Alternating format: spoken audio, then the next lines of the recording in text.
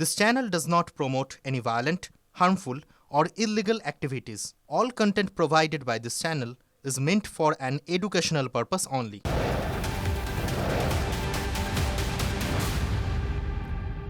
Cost কে cost দিয়েই beat করো with Great Eastern trading companies cost to cost offer. Cost to cost মানে সমস্ত টপ ব্র্যান্ডের TV, fridge, AC, washing machine একদম কস্ট প্রাইসে, সাথে 0% ডাউন পেমেন্ট, 2 EMIs অফ আর 36 মান্থস EMI। সিরিয়াসলি? হ্যাঁ, সঙ্গে 26,000 টাকা অবধি ক্যাশব্যাকও। রিপাবলিক ডে শপিং এর পারফেক্ট টাইম এটাই boss. Great Eastern, we serve you the best. এদিকে বাংলায় এসআইআর এর পদ্ধতিতে ক্ষোভ অমর্ত্য সেনের। যেভাবে পশ্চিমবঙ্গে এসআইআর এর কাজ চলছে তা নিয়ে গভীর ক্ষোভ প্রকাশ করেছেন নোবেল জয়ী অর্থনীতিবিদ অমর্ত্য সেন। তার আশঙ্কা, এই প্রক্রিয়া তাড়াহুড়ো করার ফলে বিধানসভা ভোটের আগে গণতান্ত্রিক প্রক্রিয়া ক্ষতিগ্রস্ত হতে পারে। সংবাদ সংস্থাকে দেওয়া সাক্ষাৎকারে অমর্ত্য সেন বলেছেন, ভোটার তালিকা সংশোধনের মতন গুরুত্বপূর্ণ গণতান্ত্রিক প্রক্রিয়া অত্যন্ত সতর্কতা এবং পর্যাপ্ত সময় নিয়ে হওয়া উচিত, কিন্তু বাংলার ক্ষেত্রে সেই শর্ত পূরণ হচ্ছে না। তার মতে এসআইআর খুবই তাড়াহুড়ো করে করা হচ্ছে, ফলে ভোটাধিকার রয়েছে এমন ব্যক্তিরা তাদের ভোটাধিকার প্রমাণের জন্য প্রয়োজনীয় নথি জমা দিতে পর্যাপ্ত সময় পর্যন্ত পাচ্ছেন না। অমর্ত্য সেনের আরো মন্তব্য, এটা যেমন ভোটারদের প্রতি অন্যায়, তেমনই ভারতের গণতান্ত্রিক প্রক্রিয়ার পক্ষেও অবমাননাকর।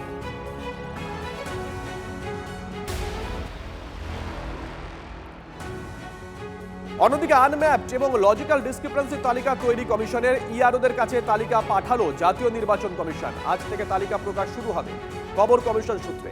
সুপ্রিম নির্দেশে লজিক্যাল ডিসক্রিপেন্সি তালিকা প্রকাশ, পঞ্চায়েত থেকে শুরু করে বিভিন্ন সরকারি অফিসে সেই তালিকা টানানোর কাজ ইতিমধ্যেই শুরু হবে, যে খবর পাচ্ছি আমরা।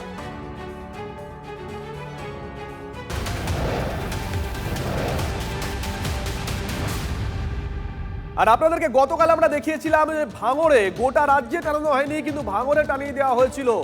ভাঙড়ে লজিক্যাল ডিসক্রিপেন্সির সেই লিস্ট নিয়ে এবার বিতর্ক তৈরি হয়েছে। ভাঙড় 2 নম্বর ব্লকে একটি তালিকা প্রকাশ করা হয়। ছবিটা দেখুন, এই ছবিও সবার আগে আমরাই দেখিয়েছিলাম। ভাঙড়ে প্রকাশিত তালিকা কমিশনের নয়, জানিয়েছে সিইও দপ্তর। অর্থাৎ ভাঙড়ে কালকে যে তালিকা টানানো হয়েছিল তা কমিশনের নয়, সিইও দপ্তর থেকে এমনটাই জানানো হয়েছে। জেলা নির্বাচনী আধিকারিকের রিপোর্ট তলব করেছেন নির্বাচন কমিশন। তাহলে তালিকা এলো কোথা থেকে, কারা টানিয়েছিল, কি উদ্দেশ্যে টানিয়েছিল, একাধিক প্রশ্ন কিন্তু উঠতে শুরু করে দিয়েছে।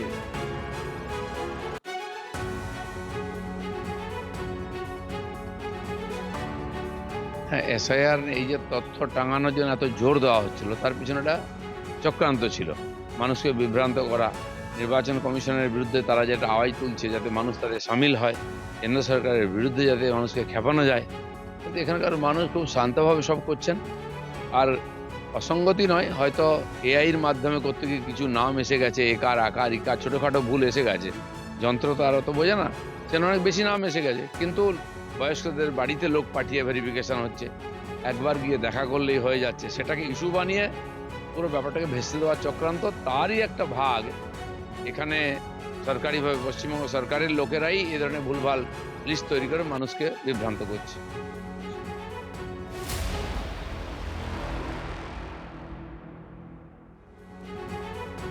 এদিকে লজিক্যাল ডিসক্রিপেন্সির তালিকা টানানোর কয়েক মিনিটের মধ্যেই খুলে নেওয়া হলো লিস্ট। গাইঘাটার ফুলসরা পঞ্চায়েতের ঘটনা, কমিশন থেকে তালিকা আসেনি, তাই লিস্ট খুলে নেওয়া হলো, দাবি করেছেন বিডিও। গতকাল দুপুরে এই তালিকা তাহলে কারা টানিয়েছিল, কি উদ্দেশ্যে? পঞ্চায়েত অবশ্য বলছে তাদের গোটা বিষয়টা সম্পর্কে এখনো পর্যন্ত কোনো কিছুই জানা নেই।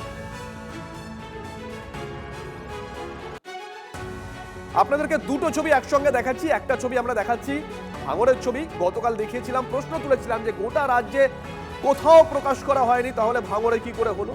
পাশাপাশি আপনাদেরকে দেখাচ্ছি গাইঘাটার ছবি। সেখানে অবশ্য সরকারের তরফ থেকে বিডিও দাবি করেছেন যে তারা খুলে নিয়েছেন ওটা। পঞ্চায়েতের তরফ থেকে অবশ্য দাবি করা হয়েছে যে গোটা বিষয়টা সম্পর্কে তারা ওয়াকিবহল নন।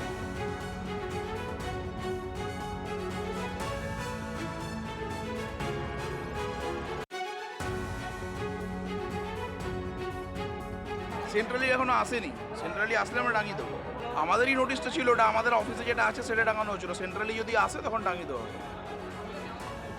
সেন্ট্রালি আসেনি বলে খুলে নেওয়া হবে। আর আমার কাছে জানাও নাই যে ফুলতলাতে টাঙানো হয়েছিল আর খোলা হয়েছিল কিনা, সেটা আমাকে জানতেও হবে। প্রথমত বলি, ওটা বিজেপি শাসিত অঞ্চল। এই অঞ্চলের নেতৃত্বটা কেন টানালো আর কেনই বা তুলে নিল, সেটা সাধারণ মানুষের প্রশ্ন। আমাদের যুবরাজ বাংলার সেনানায়ক অভিষেক বন্দ্যোপাধ্যায় তিনি কোর্ট থেকে যখন রায় বের করার পর তিনি বলেছেন সাধারণ মানুষের জন্য প্রত্যেকটা অঞ্চলে, প্রত্যেকটা ব্লকে এবং প্রত্যেকটা গ্রাম পঞ্চায়েত এবং পৌরসভাতে এই লিস্ট টানানো থাকবে। পঞ্চায়েত একটা লিস্ট টাঙানো হয়েছে, আমি দেখছিলাম টাঙাচ্ছিল, হঠাৎ খোলা হয়েছে লিস্টটা।